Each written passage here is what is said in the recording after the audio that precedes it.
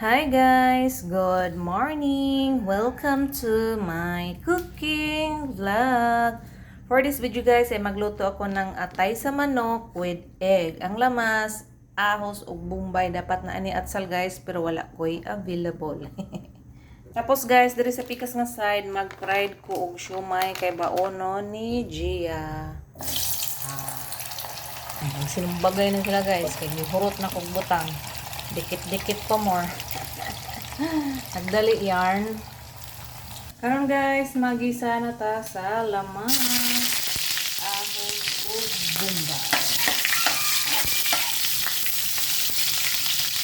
Next guys, ibutang na nato ang atay sa manok nga gimarinate sa kalamansi, tuyo, magic sarap o paminta na powder. Ayan, at ating karaw-karaw lang.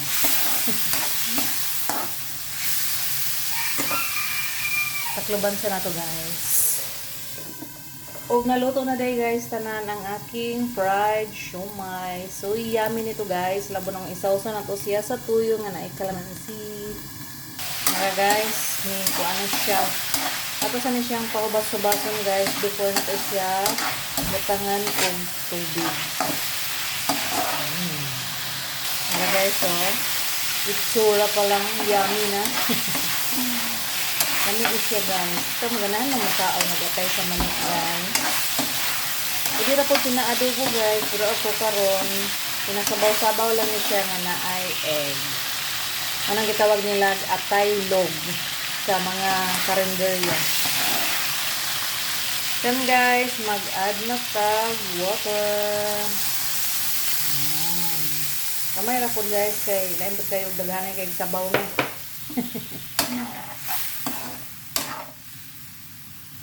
Karon guys, kay nagbukal na siya, mag-add na tag mga pangpalasa. Mag-add tag tuyo guys.